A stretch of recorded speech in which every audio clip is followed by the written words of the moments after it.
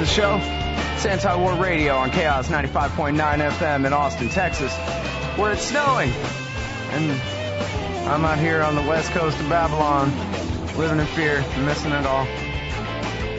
All right, our first guest on the show today is either Bob Perry or Ray McGovern. Let's see. Hello? Hi, Scott. This is Ray on the line here. Hi, Ray. Bob is behind the wheel. The Bob and Ray show is appearing this evening in Charleston, West Virginia. Oh, right on. You guys are on the road teaching people about foreign policy. Is that it? We're trying to spread some truth around, Scott, and it comes as a great shock to a lot of people. Yeah, well, it's quite different than what they tell us, so I could see why, it would at least be a little surprising. Hey, folks, you guys know Ray McGovern. He was a CIA analyst for 27 years, and he's a co-founder of Veteran Intelligence Professionals for Sanity. He and the guy behind the wheel, Bob Perry, there, are from consortiumnews.com, which absolutely belongs in your daily bookmarks.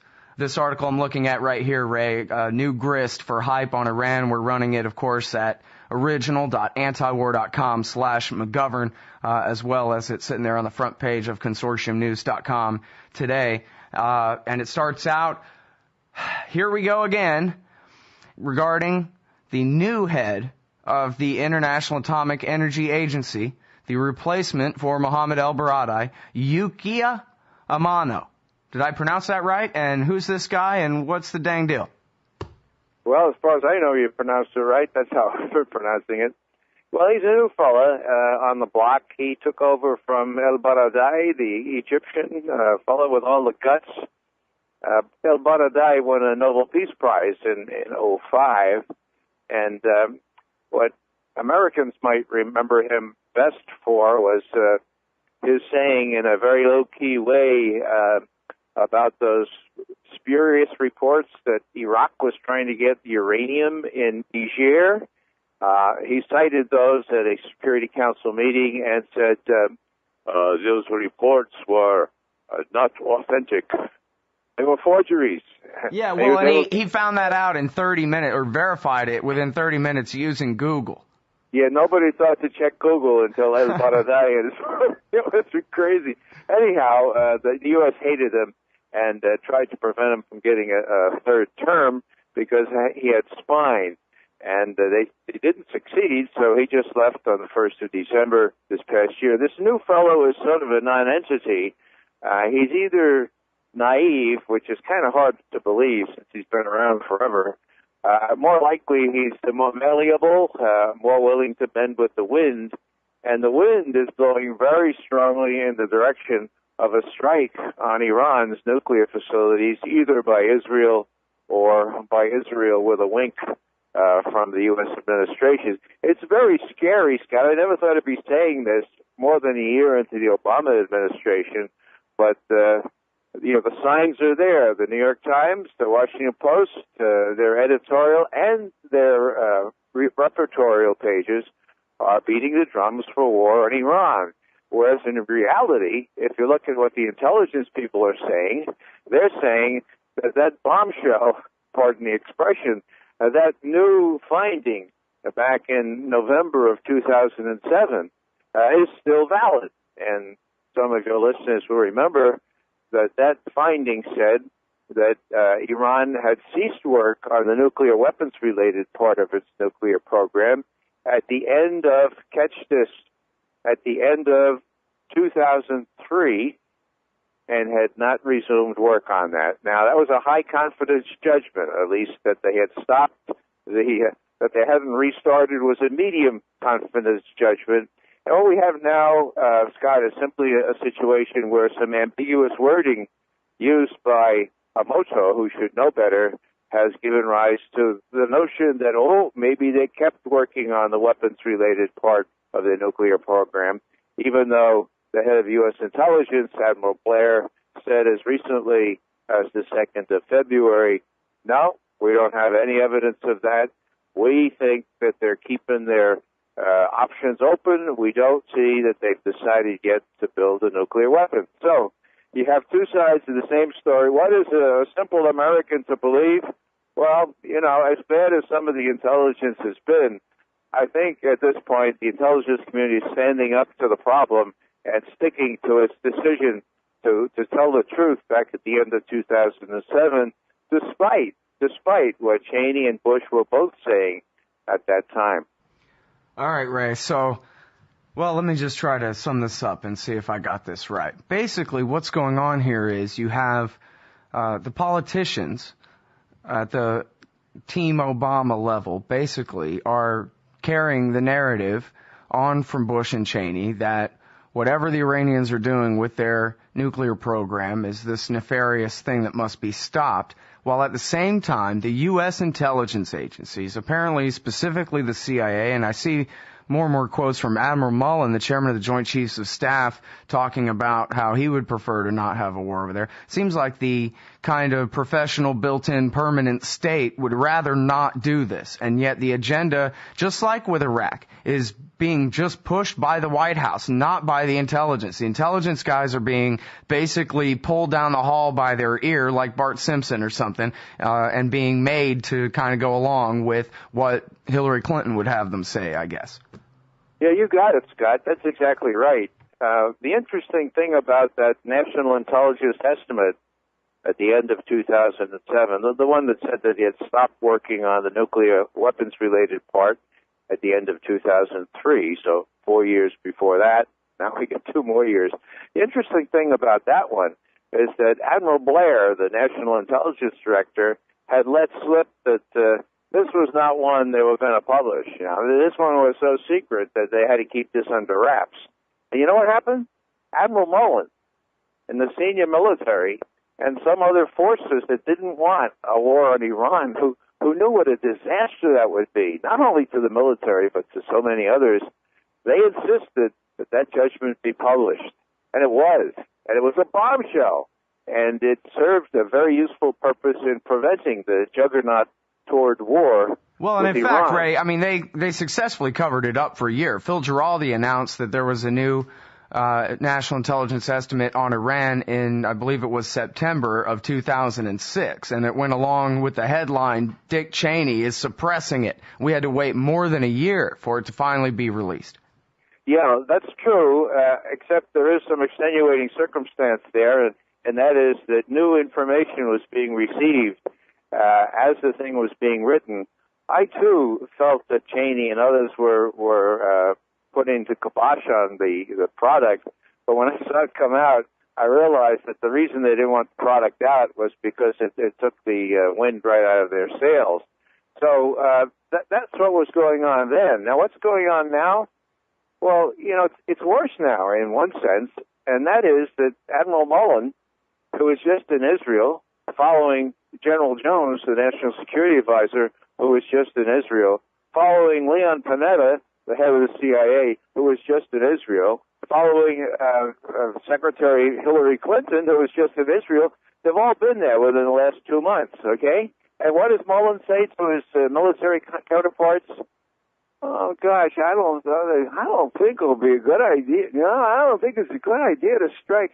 So, no, yeah, they can close the Straits of Hormuz. No, I don't think. It's sort of like a plaintive, gee, guys, do you really have to do this? Now, in April, 2 years ago, Mullen went in like gangbusters. And I think I remember talking to you about this, Scott. One of the things he pulled out of his sleeve was something that no senior American statesman had done before.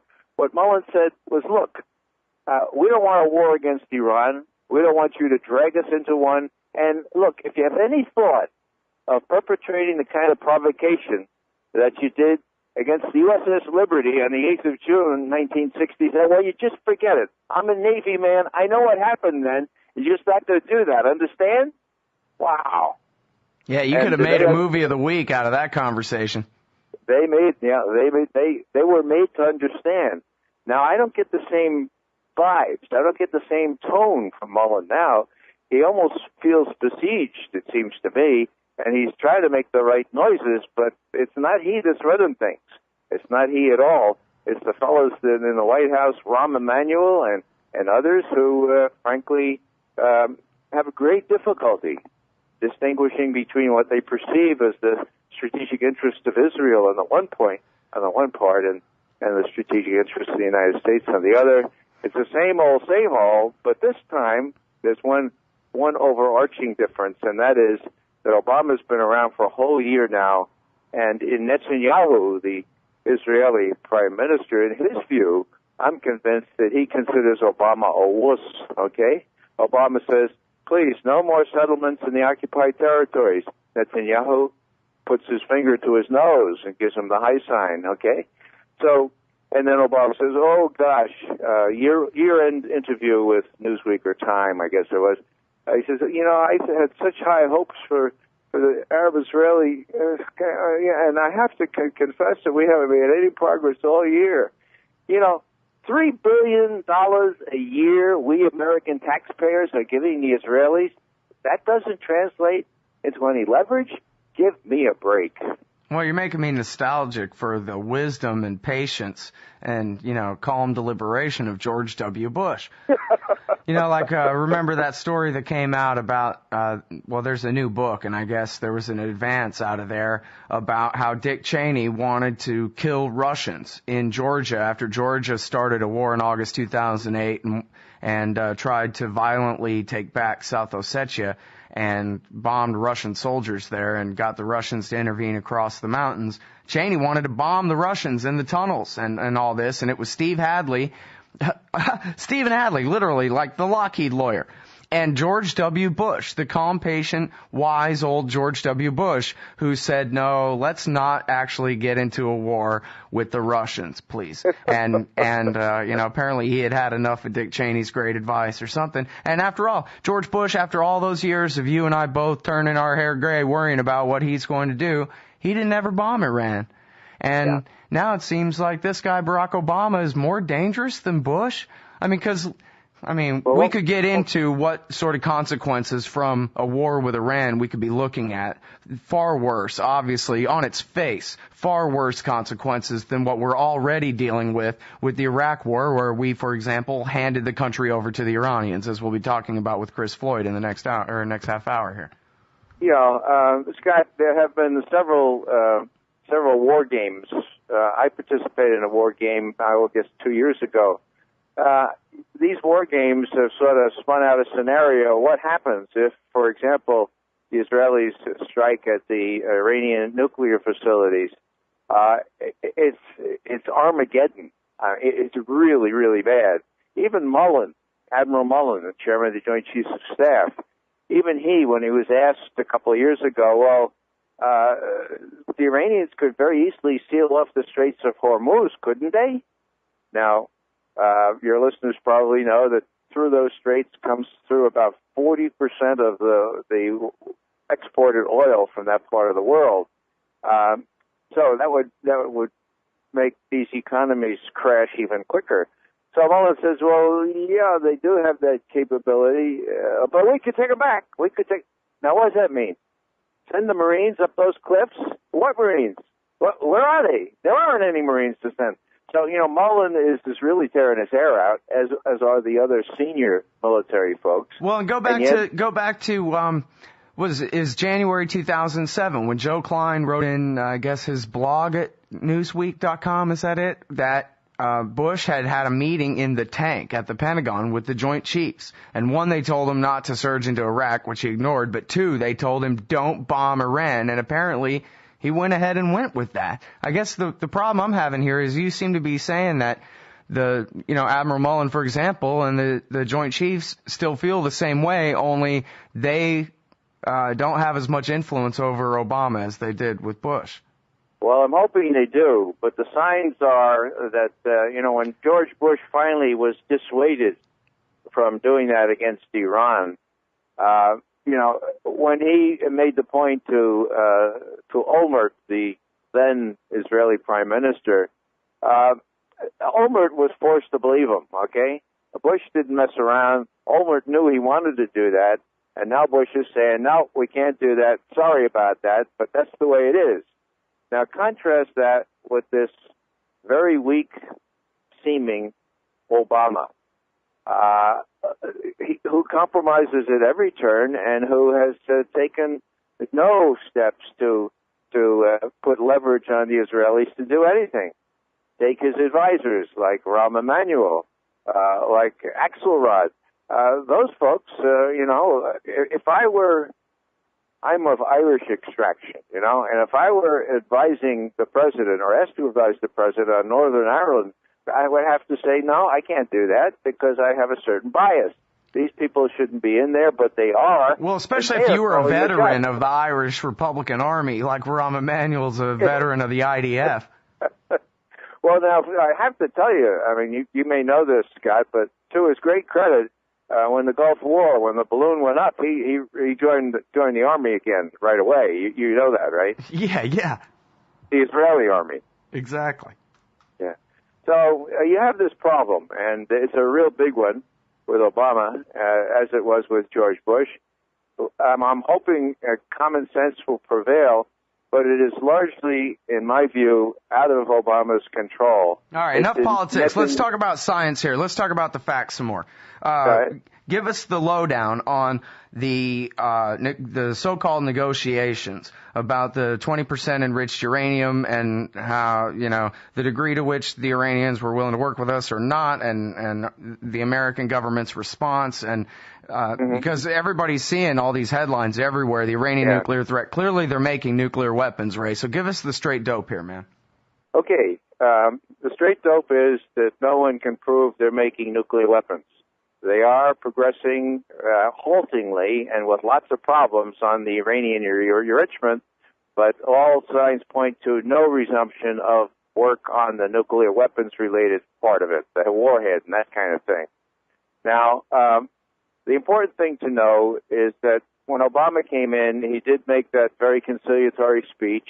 He even sort of apologized for the United States overthrowing the first democratically elected government in Iran in 1953, and he sent his emissaries to Geneva to talk directly with the Iranians. Remember, Bush would never talk directly. You don't talk with bad guys, just good guys. Okay, so the emissary went, and they presented this proposal that Russia and France would help bring their low-enriched uranium up into high-enriched status, which would allow them to fuel their nuclear research reactors that give them stuff for medical purposes. Okay, now, wonder of wonders, on the 1st of October, the Iranians said, yeah, that sounds like a good idea. We'll do that, okay?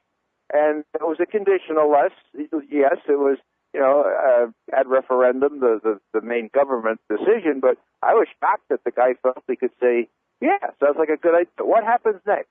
Well, most people forget that less than 3 weeks later, this group of real terrorists called Jundallah in the east or the southeast part of Iran killed the deputy commander of the ground forces of the Revolutionary Guards and several others.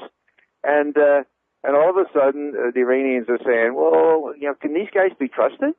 I mean, we know that Jundallah is one of the terrorist groups that's financed through the place where I used to work, the CIA, and also the Israelis. And so, mirror image that. Let's say we're on the verge of agreeing to a proposal from the Iranians, and then we find out that the deputy commander of our ground forces has been shot by terrorists funded by the Iranians. Short answer is that they changed their tune, and also Mousavi, Mousavi, the guy who's in the opposition of Iran, he was criticizing Ahmadinejad from the right, saying, you're kowtowing to the Europeans and the U.S. by sending our low-enriched uranium out of the country. So that, in my view, and I can't pretend that lots of experts agree with me, because I can't get them to make a judgment on this. That was the major event, it seems to me, that made the Revolutionary Guards more powerful.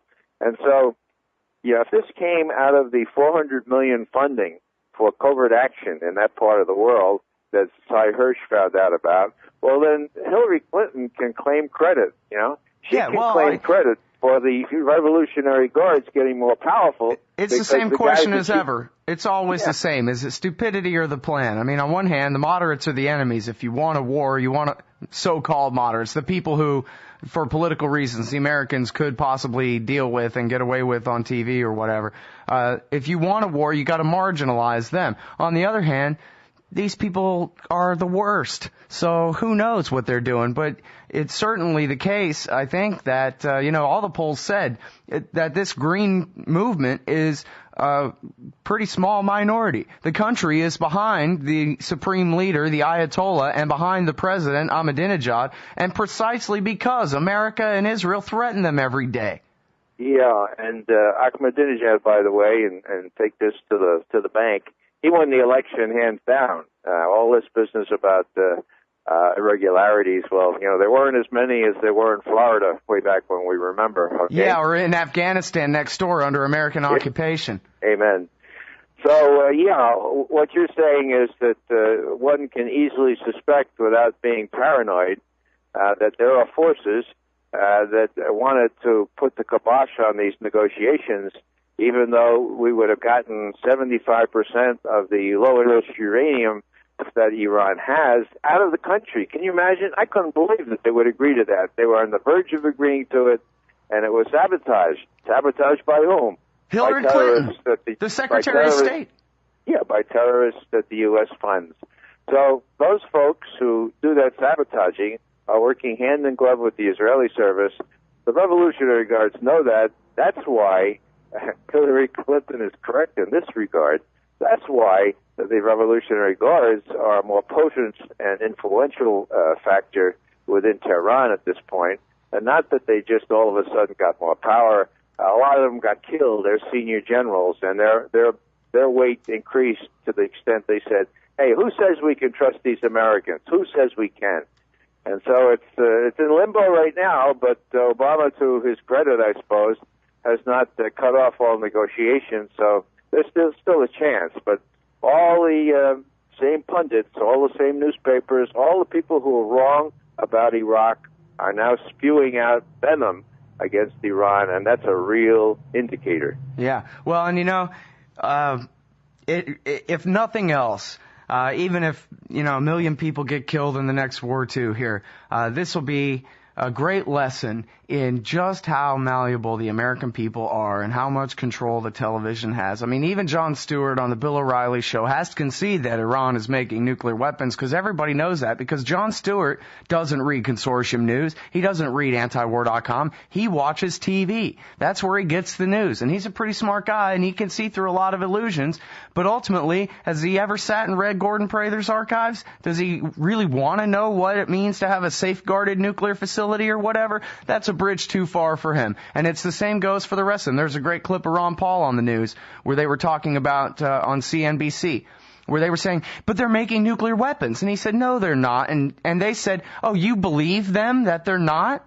Because as far as these news people know, there is no other way of ascertaining whether the Iranians are making nuclear bombs as to whether you believe them or you believe the other newscasters who also saw it on TV. I mean, they are really, at least, I don't know if they're going to do it, Ray, but they certainly are proving that they could get away with launching another war against another helpless country that does not have a nuclear weapons program in the exact same manner as the Iraq War, with even more dangerous consequences facing us, and they'll have the vast majority, they'll have the super majority, the American people with them. If they say jump, we jump in this society. That's it. And people die. Yeah, that's exactly right, Scott. And that's where you come in. That's where Consortium News comes in. If we spread enough truth around and we expose the fact that the lies continue, and they continued right to the end of the Bush regime. For example, on do you remember what was his name? The guy from ABC.